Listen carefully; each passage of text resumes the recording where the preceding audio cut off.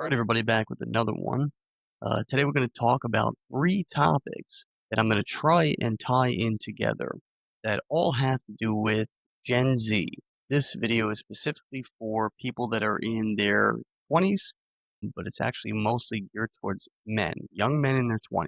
We're going to break down three topics today where we discuss how men should grow and be in their 20s in order to set themselves up for future success. A method that they can apply to their career life, specifically, typically in a job or in their private business. And we're also going to talk a little bit about bullying versus a term that I'm coining called aggressive accountability. I think that Gen Z, specifically young men in their 20s right now, are struggling and going through hard times.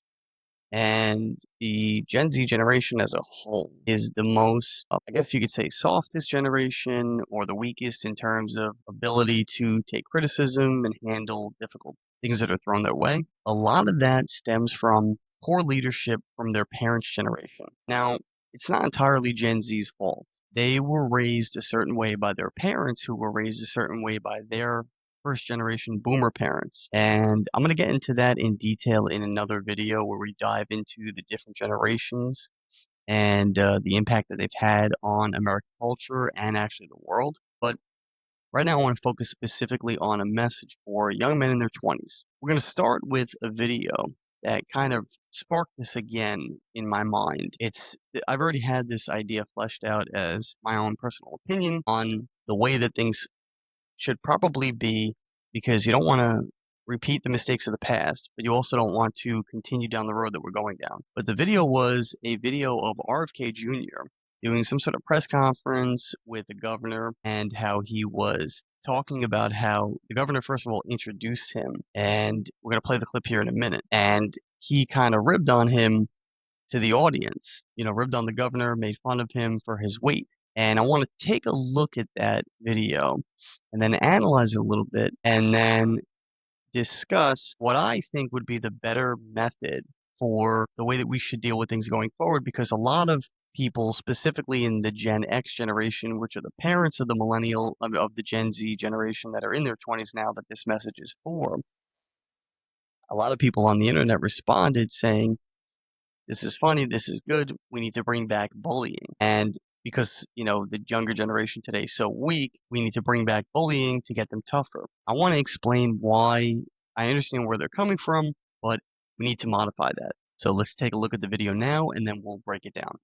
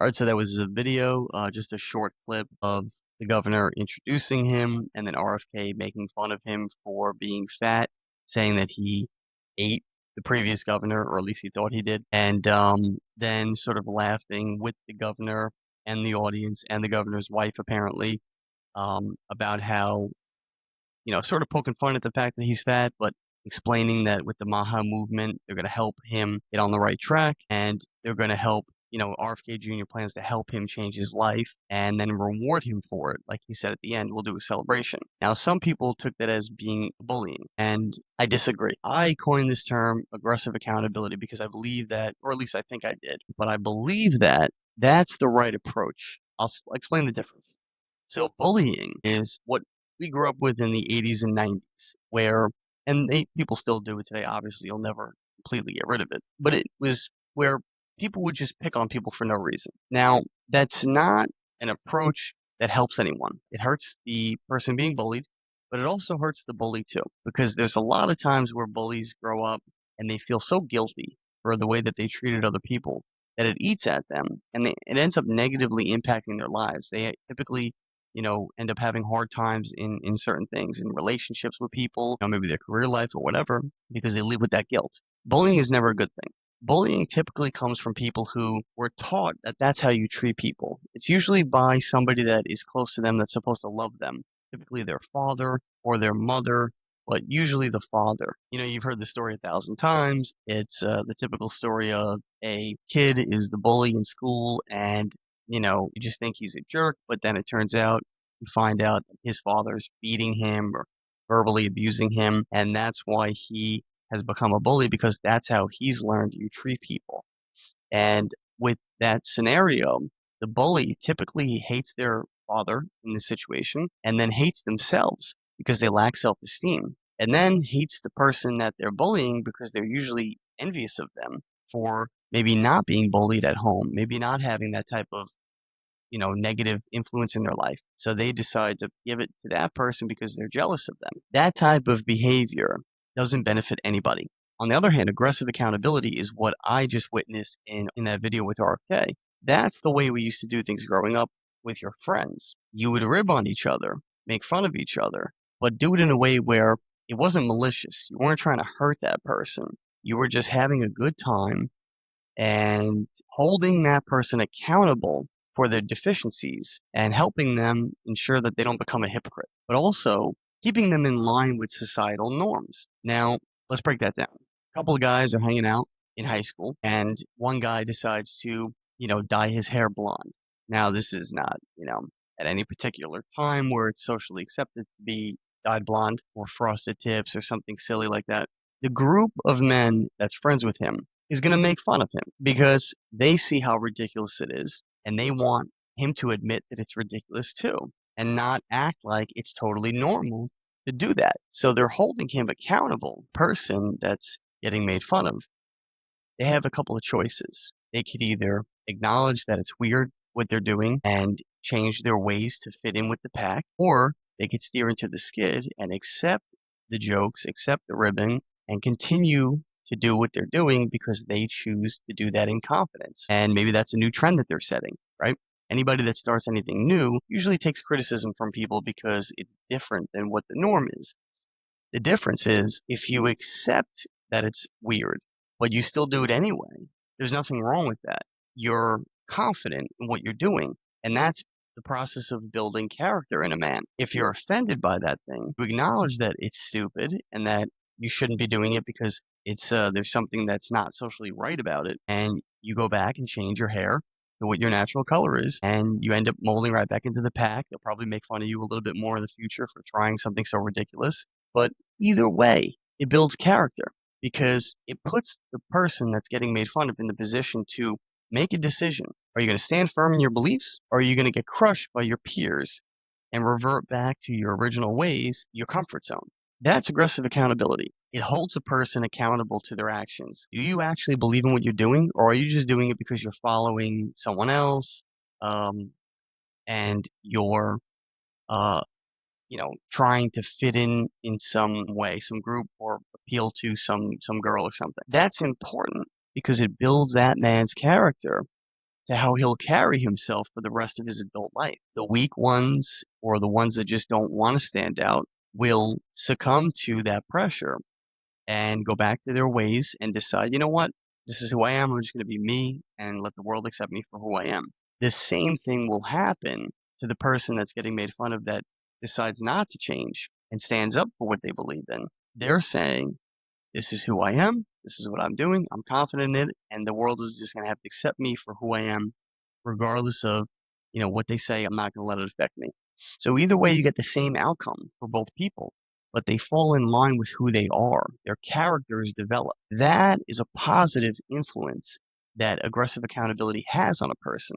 Bullying doesn't do that. It just belittles the person, makes them feel bad about themselves, and then they end up living in fear of taking risks and making decisions, and they don't even get the opportunity to be themselves because when they're themselves, they end up just getting picked on and beat up or whatever.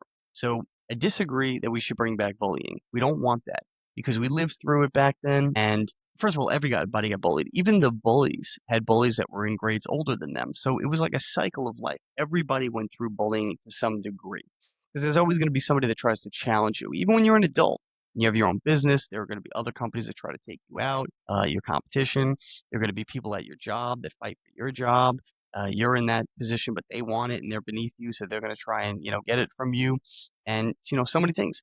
That's part of life. That's competition. That's many different things that you have to be aware of, where people will try and take from you what you have, right? Or it could just be a thief that's trying to steal something from you, right? Either way, you have to be made strong to face those moments. With the person that's getting bullied, typically what it does is it suppresses all of their natural confidence and instincts to be themselves and be who they truly are. And instead, they end up retaliating in some way. Sometimes you'll see it where kids get so mad, they try and shoot up a school or kill the bully or kill themselves. Or when they get older, they just do really crazy things with their lives because they have repressed anger towards bullies that treated them unfairly when they were younger. So there's a reason that we shifted away from that to the modern day. And we don't want to make the same mistakes of the past. We want to grow into the future. We don't want to bring back bullying, but we do want to keep aggressive accountability. That's something that we ended up getting rid of. When we did away with the whole bullying thing, we got rid of all accountability. And we started saying, let's appease everybody and accept everybody for who they are and what they're doing no matter what, and never tell anybody that they're doing anything wrong. That's not correct. It's not biblical, and it's not from God. God has checks and balances. He keeps us in order. If we're doing something wrong, he lets us know about it, and there are consequences to all of our actions. So that is completely godly to keep people accountable for their actions. The difference is if it's affecting the person in a positive way or a negative way.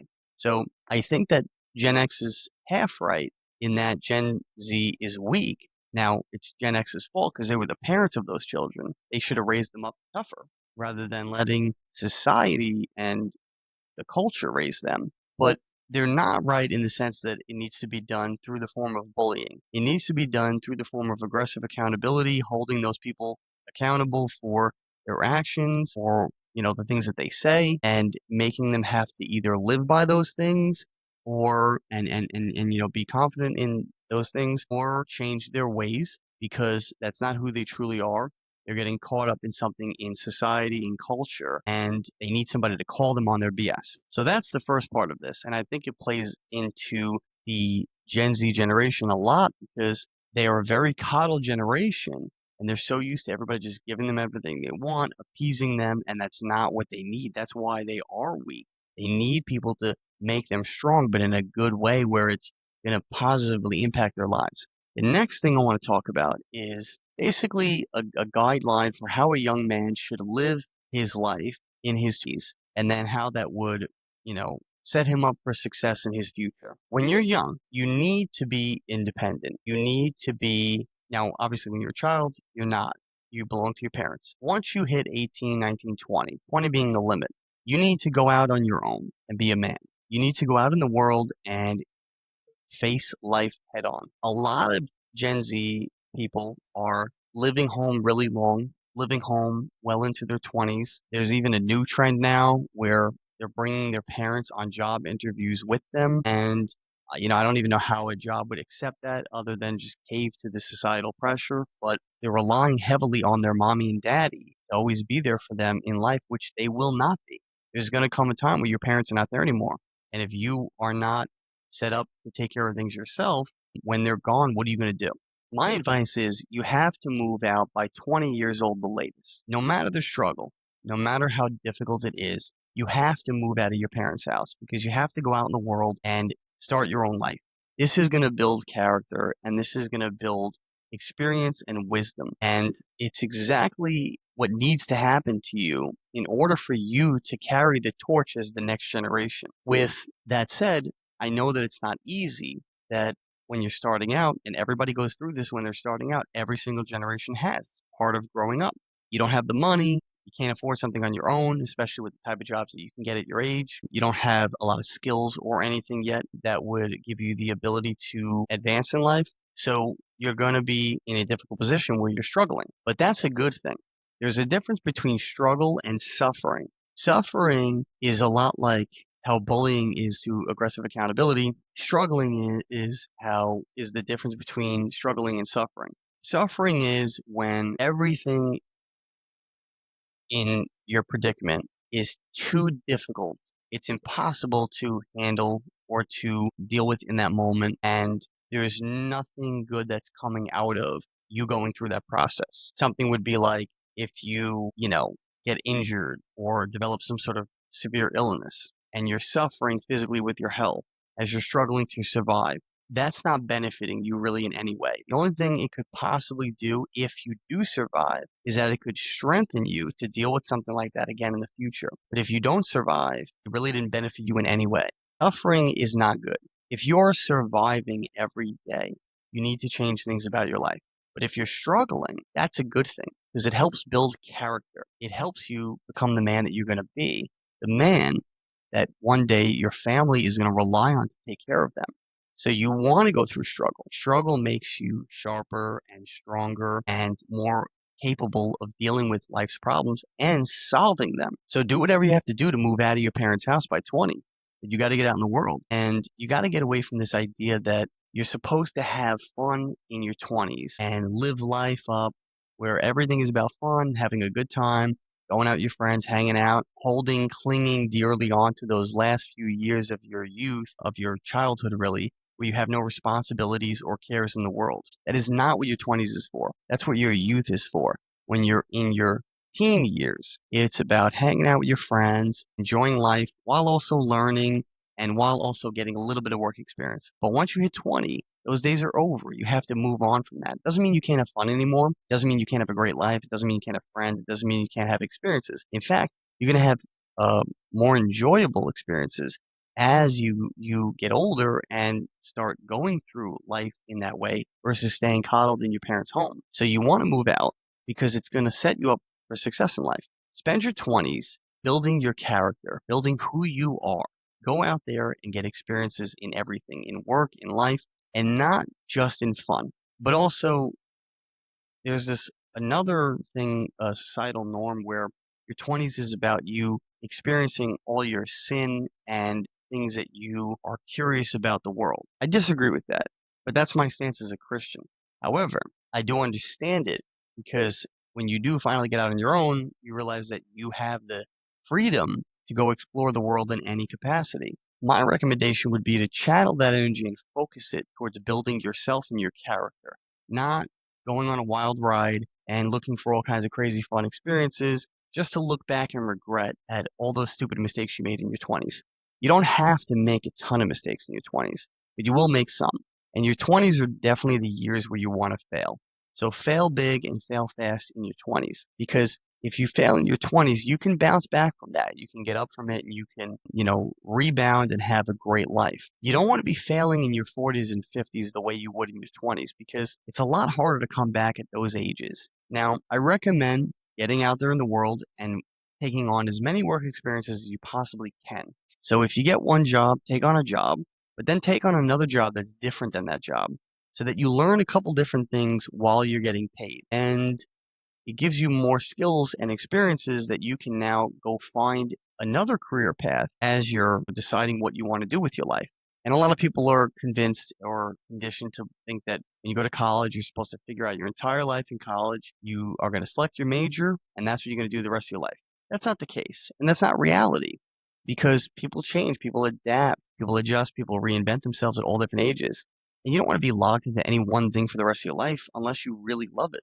But when you're young, that's the time to figure out what you want to do in your college years and your 20's. But you really learn that by different work experiences. Going to college and studying and getting a degree in a major is fine, but that's not going to help you really decide what it is you absolutely want to do with your life if you haven't tried many different career paths. Now, unless you're the type of person that knows exactly what you want to do right away, then go pursue that dream, right? But if you are unsure, don't be one of those people who just doesn't go to college and takes, goes the way of just giving up on education entirely because you think that that's not for you. You can still learn in other ways. You don't have to go to college, but go out there in the world and work as many different jobs as you can. Freelance, take odd jobs on the side of your main job, whatever you got to do, because it's going to do a couple things for you. It's going to build your work experience, it's going to build your life experience, and it's going to give you more money than you would have with just the one job. So I highly recommend that. It'll really set you up too for figuring out what it is you want to do with your life in terms of your career. By the time you're in your mid 20's, you should be at a point where you have chosen your career, and you're starting to pursue it seriously, or you start a business. I highly recommend everybody start a business at least once in their life because I think it humbles people to appreciate things from the business owner's perspective and a boss's perspective a lot more than people who just go through school and then go straight to a job. They lose that understanding and respect for what it takes to run a company, what it takes to run a business. And they end up looking at things from a selfish lens. What am I getting from this job? What is it going to give me? How much am I going to get paid? Versus what can I bring to the company? What value can I add? Oh, how can I do things at this company to where they are incentivized to pay me more money? That's the right approach. And I found that in many different capacities of my life is always the best way to earn the type of money that you want because you're putting the company in a position where if they want you or they want to keep you, they're going to have to pay you what you're actually worth based on what you already showed them versus coming in and saying, pay me this and then I'll do this for you. It's always best to show it up front and over deliver than to expect things from people and then have to earn your way to that monetary valuation. You want to focus more on your work ethic first than the compensation. Because even if that company doesn't value your work ethic, but you have it, you can take it to any other company and find the valuation at one of them. But if you are only focused on the money, every company is going to feel the same way about you. You're just here for the paycheck.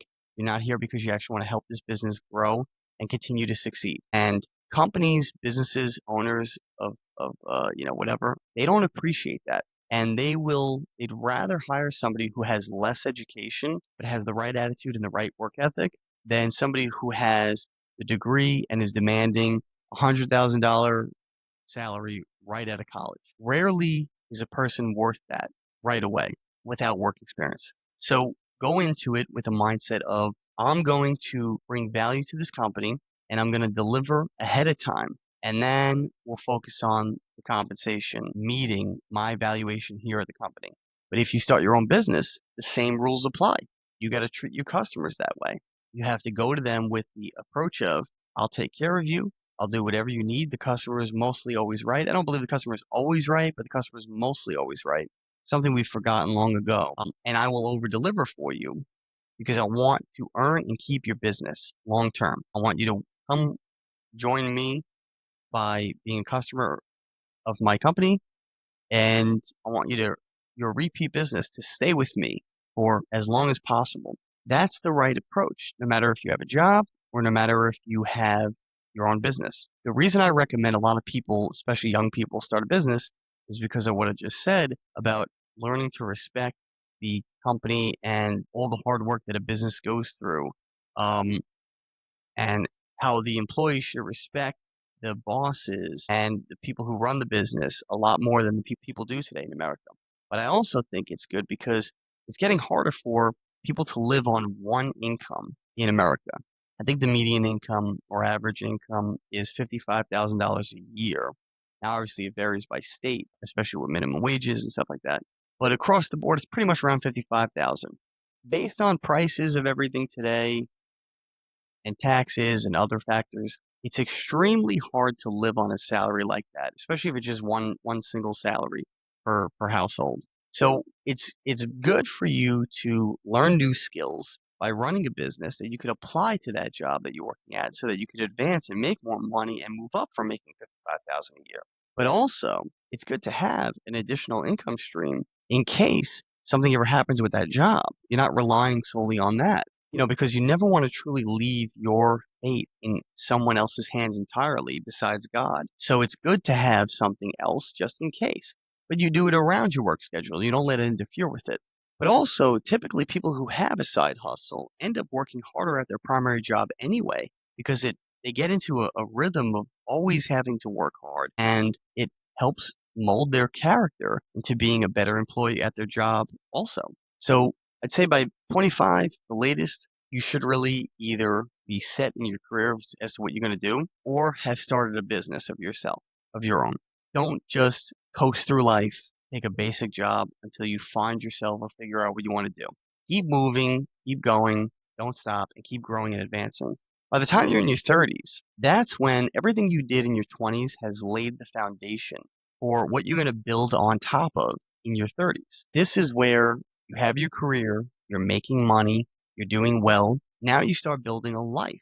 You start building a family. By this point, you're probably going to be married, maybe even have a few kids. And that's when you really start to get to build on top of all the hard work that you laid down in your 20s. And you would have never gotten there if you didn't get out of your parents' home, go take on a bunch of jobs, work your ass off, and figure out what it is you want to do with your life while you're learning all these life lessons and experiences that's going to set you up for your future. But your 30s is basically that time frame. It's to build on top of that and get more solidified in everything. Your 40s is when you really get to reap the reward of it. Your kids are going to typically be a little bit older, maybe in their preteen and teen years. You really get to enjoy their company as a person now. They could also help out a lot more and contribute to the family in their own way, and you're going to be much more established, and you're going to be 20 years removed from when you were 20 years old. So you're going to have 20 years of laying the foundation and the different levels of the life that you're building, the legacy that you're setting up for your children and grandchildren to pass down. That's another big mistake that the older generations made. And again, I'll talk about this in future episodes and some stuff that I'm working on down the road. But previous generation, especially the boomers, they were the first one to break the cycle of passing on everything to their legacies, which would be everything they built in their life, passing it on to their children. The boomers are retiring, they're taking their 401k money, their pension money, their social security, and they're living off of it. And they're enjoying those years, going on vacations and not working, retiring, and just, enjoying life, maybe hanging out with their kids and their grandkids. And they're taking their assets and they're dumping them. They're selling them to the open market. They're selling their homes and going and, going somewhere else to retire and live out their days. In the past, older generations would always take all of their life's work and pass it down to their children so that they could continue the legacy. And when you give your children something that's already been built to build on top of, they can build it higher. But if they have to start from scratch, every generation is always going to be starting from scratch. So the boomers did it wrong. They're the first ones to ever do that. Gen X has picked that up a little bit. And now that some of them are in the retirement ages, they're starting to do similar things. It's important that the millennials and Gen Z don't pick up this bad behavior, that we take our legacy that we build and pass it down to our children, but train them up in the right way while they're younger to appreciate all of that so that they want to continue it and not just sell it, take the money and run and live some lavish lifestyle on all our hard work. You want to bring them into that too so that there's an appreciation for it and that they will carry on the torch to the next generations to come. That's how you see a lot of mega wealthy people in America and in the world, and how some people are two or three or four generations down the line because their parents did it the right way. They set them up for success. Now, you don't have to be a type of person that is obsessed with money and only cares about being rich in order to set your family up in that way. There's been plenty of people who have become rich, made plenty of money, pass it on to their children, and their children carry on the legacy in a good and wholesome and godly way too. It's what you do with it that matters, not the fact that you just have a lot of money and you're rich. So there is a way to become rich and live a nice, lavish lifestyle without being corrupted by the world. As long as you're doing the right things, passing on your beliefs in God, your relationship with God, and your morals and values to your children, the money is just a bonus. It's just a way for you to live a better quality of lifestyle and be able to do more for your neighbor who you're supposed to love as yourself. So that's the path that I would lay out for the younger generation, people in their 20s. Go out there, get your life experiences, get your work experiences, develop your character. And this is important for men specifically because during your 20s, you're going to develop your character and you're going to determine who you are as a man. And then you're going to attract the right type of woman that will fit with your character versus going out in the world, living a life, randomly hooking up with a girl, and then falling for her, even if you don't believe in the same things, you don't share the same ideologies or philosophy about life, and you have completely different personalities, but you found them attractive. That's not a good reason to be with somebody. That's why it's always been done, especially with the Christian philosophy, is to wait until marriage to have intimate relationships with the person that you're with because it allows you to get to know them as a person first and then decide if this is someone you could spend the rest of your life with, regardless of the sex. That's so important. And this is something that is completely being not even just neglected, but destroyed by Gen Z because they're being very promiscuous and it's going to ruin them in the future. Very, very bad. There's going to be a lot of negative repercussions that come with having a lot of partners, having a lot of sexual partners. That's not good. And it's not going to help you or your future success in life. It's actually only going to hurt you. So you want to try and get away from that. Focus on working, focus on developing yourself as a person, and also giving back to the world, doing what you can to contribute in whatever ways you can. Then finding the right person that you can share a life with and see yourself sharing a life with. That's where you get to start the phase of your life in your 30s where you get to build a family with that person. And now you know going into it, well, I am who I am, they are who they are, and I like them for who they are, regardless of the sex. So we're going to build a great life together. Now, there's more to that, your 50s and 60s, but we don't need to get into that now. This is just specifically for people in their 20s, to focus on, because I think a lot of young people are lost right now and don't know what to do or where to begin. So I'm hoping that this will help set you up at least on the path to start. Last thing I want to talk about is when you do start a business or take on a job, approach everything with quality. Put quality into everything. You want to do your best work regardless of if people appreciate you, regardless of if they acknowledge you, and regardless of if they um, immediately compensate you for what you think you're worth. Do your best all the time, always in everything. Give everything 100% all the time.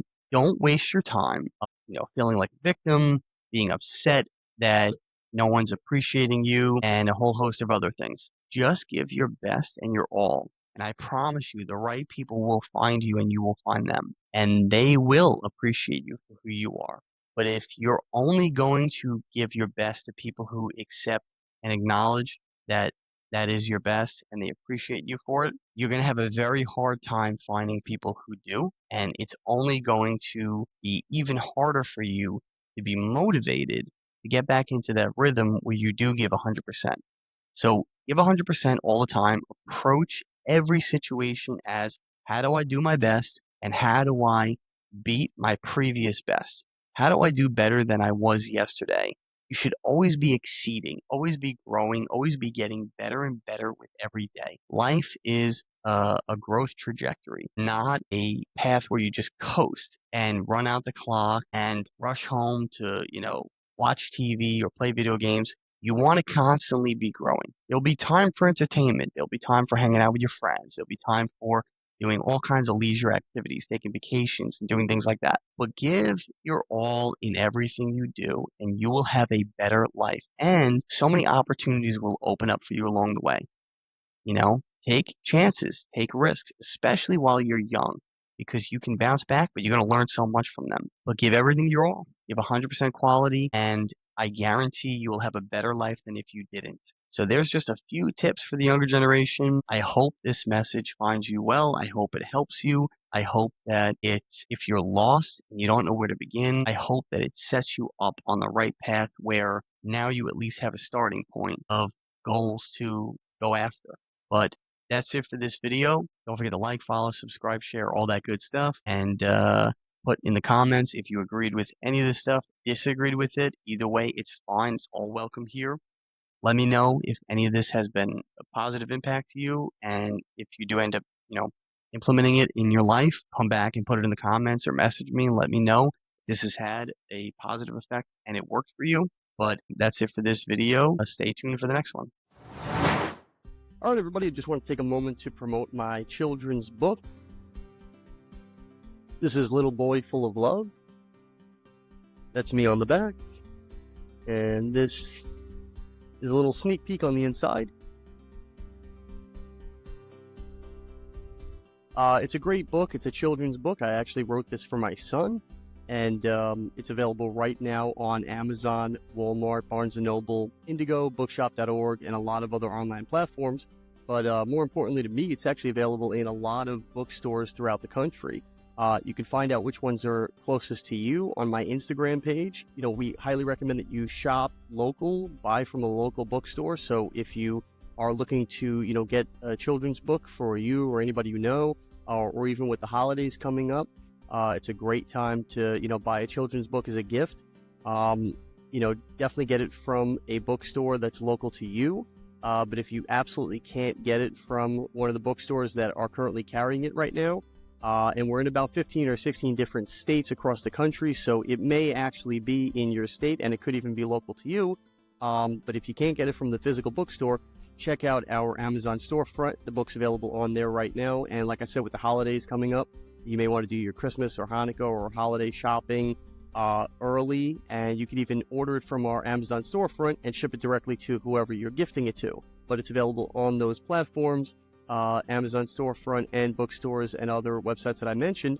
But I want to take a moment here to look at the storefront just to give you an idea of some other stuff that we have available on there. These are products that we highly recommend. They are things that we use in our daily lives, and it's all organized by category. So it's a lot easier to, shop for the holidays and specifically for things that interest you, particular categories. Available right now, many different items on our storefront. If you can see here, 61 items just in women's apparel, fall decor, because right now we're in fall, 26 items, kitchen items, baking specifically, things for around the house, children's toys, even stuff for parties. If you're trying to save money on a party and throw in your own, occasion, you can even buy some cool gadgets here to help you, put on a better party. Health and wellness items here, even stuff for Christmas. And there's the book right there. So you can get it from the storefront. You can get it from the bookstores, like I mentioned. But it's available on all these different platforms. It's really easy to find and gift to somebody. Also, I want to show you the apparel shop, and these are some clothing items that we actually produced. So if you're looking to get some cool apparel items, shirts, hoodies, long sleeve, short sleeve, leggings, even accessories, cell phone cases, women's makeup bags, fanny packs, coffee mugs, all different types of stuff, even some, art, all different categories here, apparel, homeware, accessories, drinks, even digital items. It's all on this store, healthybodygoodssoul.com. Anything that pertains to you or somebody that you're looking to get a gift for the holidays. A lot of great designs on here, a lot of cool designs that we actually custom created. Stainless steel water bottles, especially now with the fall and winter. A lot of cool hoodies and long sleeve shirts. This is a really cool one, I think, for women. The original Be Your Soul apparel, that one's actually really popular. People tend to like that. This one's one of my favorites. The free shirt. It's the American flag, and it says free, and that says not property of the United States government. That one's pretty cool.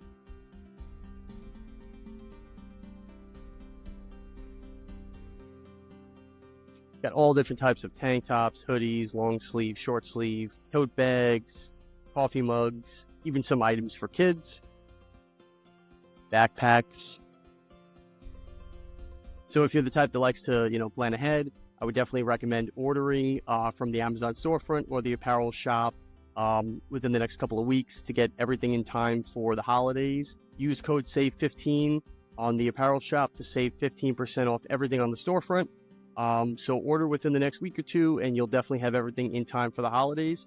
Definitely check out all the links to everything, the Amazon storefront, the book, and the apparel shop in my bio on all my platforms: Rumble, YouTube, Instagram, Spotify. But you can also find them in all the show notes for every episode that I post, and get all your orders in time for the holidays. All right, that's it for this video. Don't forget to like, follow, subscribe, share, all that good stuff. It helps the channel continue to grow. And put in the comments things that you would like me to talk about and make videos on for the future, and I will definitely do my best to do that. Stay tuned for the next one.